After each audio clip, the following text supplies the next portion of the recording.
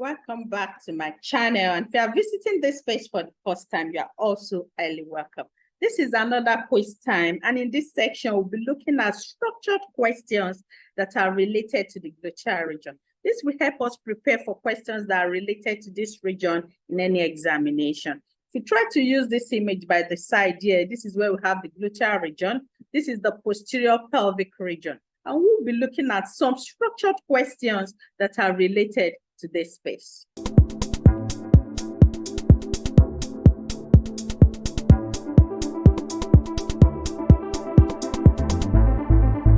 The first question we'll be looking at is, the following are muscles in the deep gluteal region, except, is it except the gluteus maximus? Is it except the inferior gemellus muscle?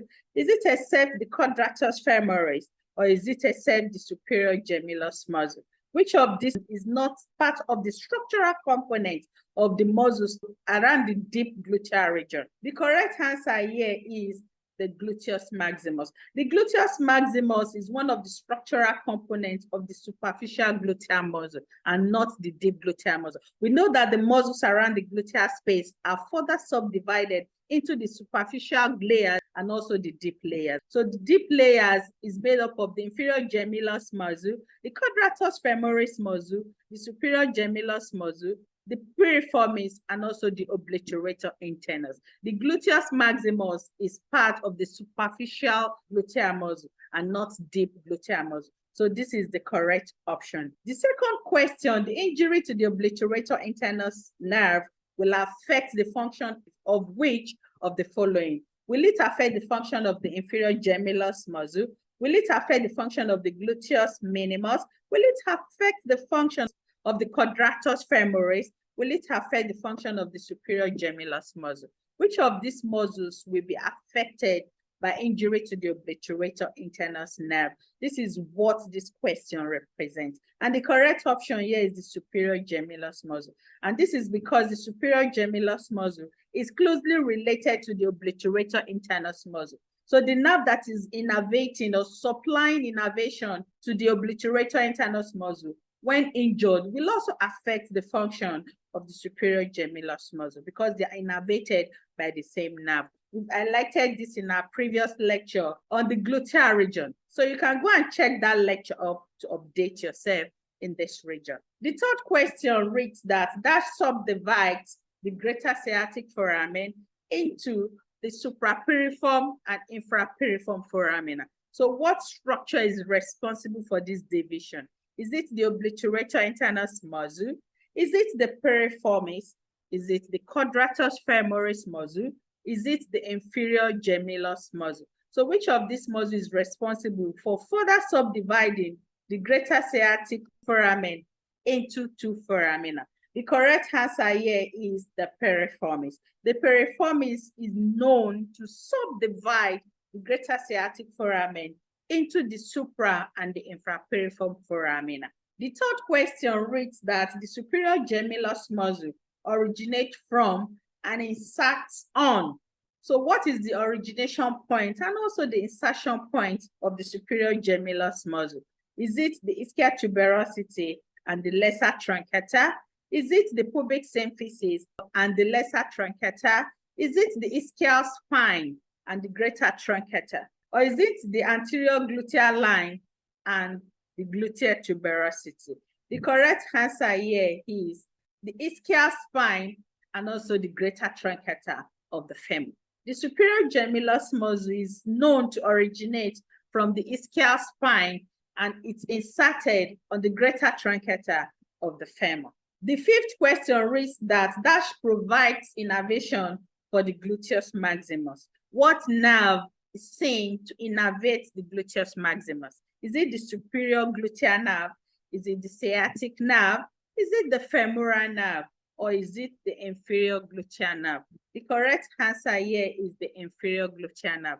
The inferior gluteal nerve is known to provide innervation for the gluteus maximus, while the superior gluteal nerve is known to provide innervations for the gluteus minimus, medius, and also the tensor fasciae lata.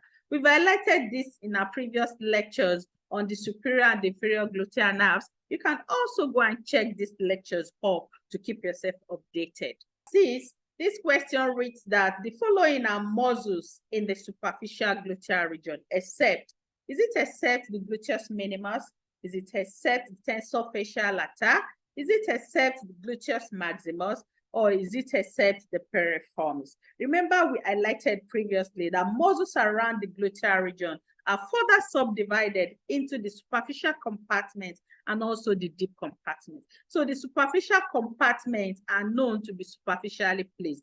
And within this space, the muscles that we have are the gluteus minimus, the gluteus medius, and the gluteus maximus. We also have the tensor fasciae lata on the lateral edge. So the correct option here is the piriformis. The piriformis is located within the deep gluteal space.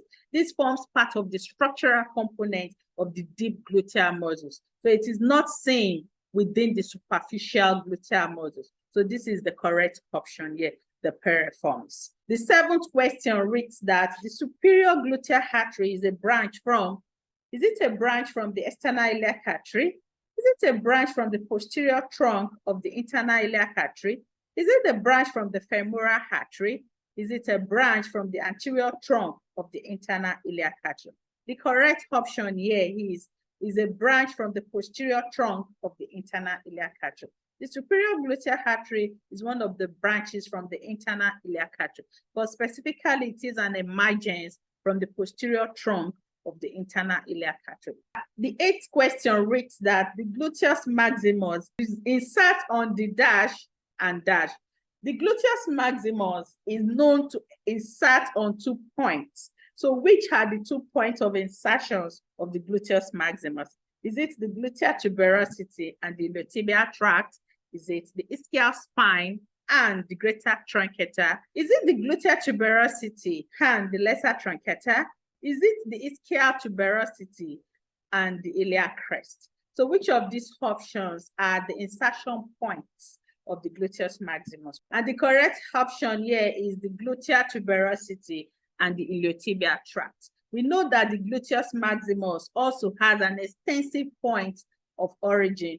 So it has its origination point from several points, while its insertion point is also on 2 points. And these 2 points include the gluteal tuberosity and also the iliotibial tract. And it is because of this extensive point of origin and also insertion that is able to overlie and cover up the gluteus medius and also the gluteus minimus. The ninth question reads that the following muscles insert on the greater truncator of the femur except, is it except the superior gemellus?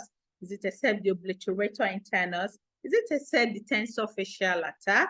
Is it except the inferior gemellus muscle? All these muscles are seen to insert on the greater truncator of the femur, except the tensor fasciae lata. The tensor fasciae lata is known to insert on the iliotibial tract. The 10th question reads that the greater sciatic foramen allows for the passage of, is it for the passage of the superior gluteal artery? Is it for the passage of the fibers of the piriformis? Is it for the passage of the inferior gluteal nerve? Or is it all of the above? The correct option here is all of the above. All the above listed options are structures that are seen to pass through the greater sciatic foramen. We know that the greater sciatic foramen is further subdivided into the supra and the infrapiriform foramina by the fibers of the piriformis, even though the piriformis itself is also passing through the greater sciatic foramen, but in a specific pattern that it then leaves this foramen to be divided into 2 foramen.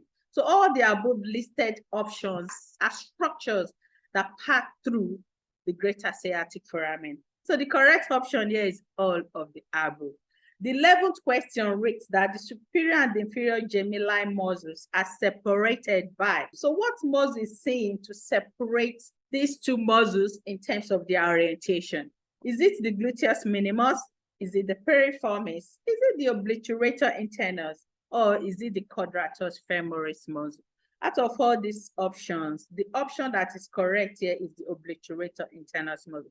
If you look at the pattern by which the obliterator internus muscle runs, you see that it is seen to be separating the superior gemellus and also the inferior gemellus. So it tends to pass through in between these two muscles. And we've tried to highlight this also in our lecture on the gluteal region. So the correct option here is the obliterator internus muscle. The last question reads that the best site for intramuscular gluteal injection is it the lower inner quadrant? Is it the upper outer quadrant? Is it the lower outer quadrant? Or is it the upper inner quadrant?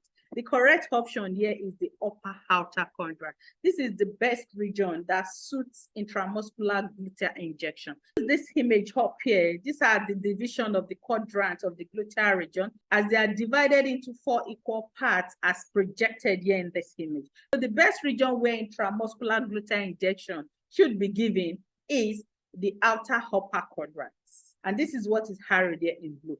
So this is the best site that will prevent damage or injury to nerves. So thanks for watching this video. Let's have your grades in the comment section.